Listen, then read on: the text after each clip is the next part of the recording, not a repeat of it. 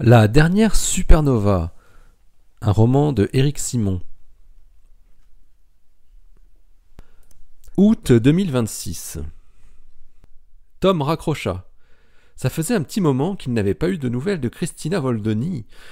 Mais là, quelle nouvelle! Elle s'était mise en tête de torpiller les projets de Galactix. Rien de moins. Elle lui avait expliqué la présentation des astronautes comme si de rien n'était, alors que toutes les études concernant le vent de pulsar convergeaient vers des niveaux de débit de dose mortels. La NASA et les autres agences l'avaient bien compris, en annonçant leur retrait dès 2028, etc. Christina avait initié, avec l'aide de sa doctorante, un appel de plusieurs centaines de scientifiques sous la forme d'une lettre ouverte à la vice-présidente des États-Unis, mais qui n'avait donné qu'un résultat aussi négatif qu'étonnant. Christina ne comprenait pas la position de la NASA et encore moins celle de McNamara. Elle voulait avant toute chose sauver la vie de 10 personnes. Elle lui avait demandé rien de moins que de découvrir si la NASA n'était pas derrière la décision de McNamara, voir si elle voulait la chute de Galactix, et avant toute chose de pouvoir accéder directement à au moins un astronaute de la première mission Mars Explorer pour lui dire la vérité. Car elle était sûre que les astronautes de Galactix n'étaient pas au courant de la situation qui les attendait. Christina était décidément toujours la même. Engagée et intrépide, comme il l'avait connue en Italie. Dans le fond, on pouvait la comprendre. Elle savait ce qu'allaient endurer ces hommes et ces femmes avec une probabilité énorme. Et elle ne supportait pas de voir les dirigeants de Galactix nier la réalité et les jeter vers une mort quasi certaine. Évidemment, Galactix jouait sur les 3% de probabilité restants et sur l'incertitude associée à tout résultat de physique. Surtout dans ce cas où les preuves étaient indirectes et entachées d'incertitude à plusieurs niveaux. À commencer par le point le plus crucial, qui était la vitesse de rotation du pulsar. La valeur de cette rotation était déduite indirectement de la rotation de l'enveloppe gazeuse qui avait été mesurée sur Betelgeuse quelques années auparavant. C'était normal que Galactix s'engouffre dans cette brèche du modèle de vent de pulsar pour tenter d'en minimiser la réalité. Mais 97%, c'était tout de même extrêmement élevé. Christina pensait que Galactix cachait la vérité à ses astronautes et les maintenait dans une désinformation coupable. Elle lui demandait s'il serait d'accord pour trouver un moyen, quel qu'il soit, de contacter un ou plusieurs astronautes afin de les éclairer. Il fallait qu'il visionne la conférence de presse du 15 mars. Bien sûr, il en avait entendu parler, mais il n'y avait pas prêté attention plus que ça. Les 10 astronautes des 2 premières missions y étaient présentés.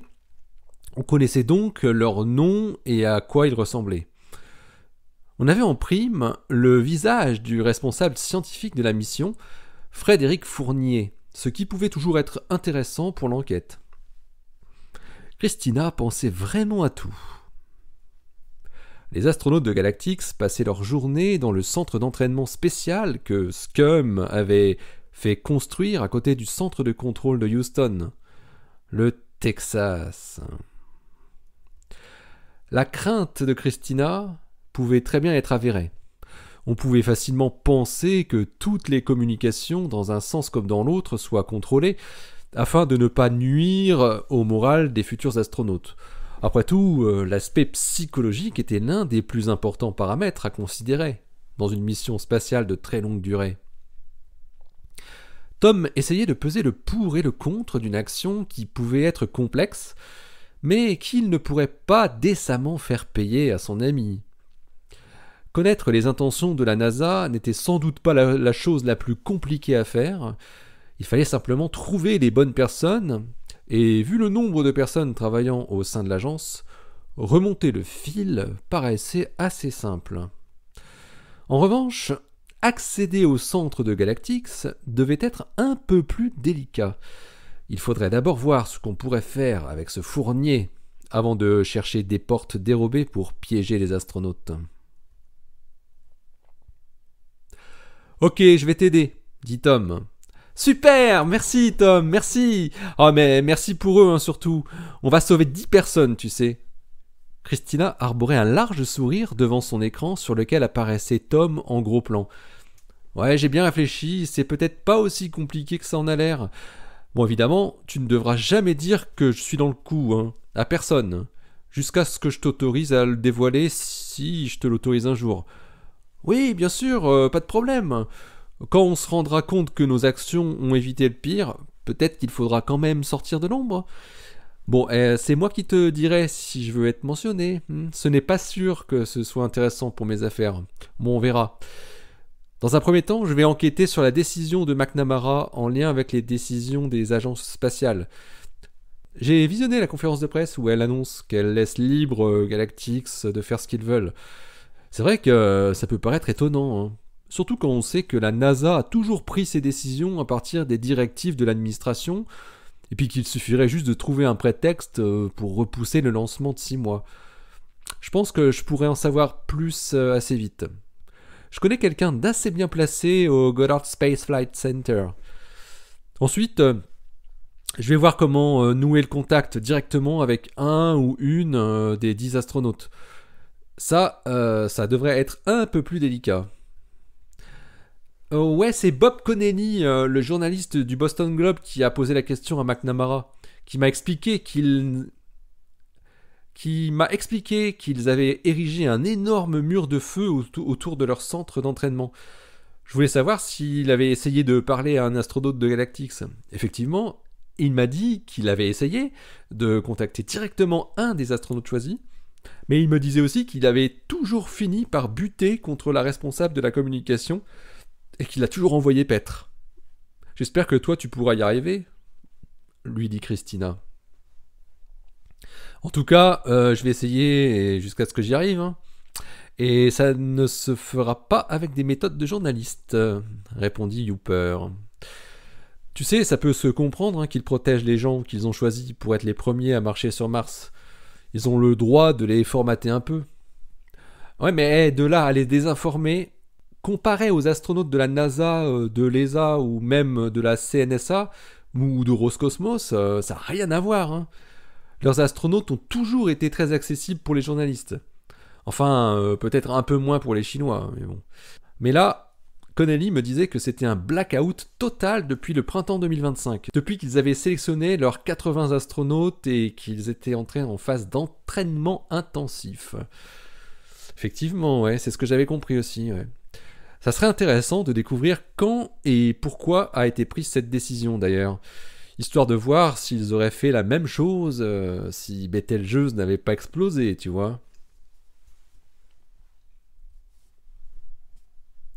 Laura était en train de coder une nouvelle version de son programme d'analyse de données quand elle reçut un mail au sujet plus qu'intéressant. From claire.bertin@egovirgo.eu to Laura Capelli@infn.it. Sujet: nouveaux résultats sur la rotation du pulsar. Date 21 août 2026. Salut Laura! Je t'informe que le consortium Virgo plus LIGO vient de soumettre à Nature Astronomy les derniers résultats que l'on a analysés sur l'anisotropie de symétrie du pulsar de SN 2024 JG. Comme tu le sais sans doute, quand les étoiles à neutrons possèdent des aspérités de surface qui produisent un écart suffisant à la symétrie sphérique, elles produisent des ondes gravitationnelles périodiques détectables, dont la période correspond à celle de la rotation du pulsar. On a un beau signal sur SN 2024 JG. Du coup, on a mesuré sa vitesse de rotation avec une assez bonne précision. La période qu'on mesure vaut 8,2 plus ou moins 1,1 millisecondes. Elle tourne vite. On a soumis notre papier à Nature Astronomy hier et on va mettre le préprint sur Archive avant la fin de la semaine. Je te le mets en pièce jointe. C'est un scoop, rien que pour toi. Ciao, Claire. C'était une bombe. On avait maintenant une mesure directe du dernier paramètre libre qui restait dans la modélisation du vent de pulsar. Et la valeur était cohérente avec la valeur que les astrophysiciens avaient prise pour évaluer la puissance du vent de pulsar, qui était de 10 millisecondes. La période était même plus faible de 20%, ce qui voulait dire qu'elle tournait un peu plus vite que ce qui avait été considéré jusque-là, et que donc l'effet de torsion des champs magnétiques serait un peu plus fort, avec au final une accélération des particules encore renforcée. Laura transféra aussitôt le mail de Claire à Christina en ajoutant simplement une dizaine de points d'exclamation. « Ils sont trop forts les gravitos !» s'exclama Christina. « C'est trop bon, vraiment excellent ! Tu te rends compte, Laura ? Ça veut dire qu'on a tout maintenant. Avec cette valeur de la rotation, les spécialistes des supernovas vont pouvoir raffiner toutes leurs évaluations. On n'a même plus besoin d'essayer de trouver la pulsation radio. Ça, c'est vraiment trop puissant, les ondes gravitationnelles. Hein. Oh, vraiment impressionnant. Ça veut surtout dire que les mecs de Galactix, ils ne pourront plus s'appuyer sur l'argument du paramètre manquant pour dénigrer les prévisions sur le vent de pulsar. Et ouais, après ça, s'ils osent encore dire que la modélisation est fragile, bah ils entreront dans le royaume de la mauvaise foi la plus crasse. Hein. Tu as vu le papier ? C'est d'une rigueur et d'une robustesse impressionnantes. Hein. Bon, c'est vrai, on comprend pas tout, c'est sûr, mais on voit très clairement leur démarche et toutes les hypothèses qu'ils ont testées avant de converger vers cette solution qui paraît vraiment la seule qui marche pour expliquer les oscillations qu'ils observent. À mon avis, le papier va être très vite accepté par Nature Astronomy.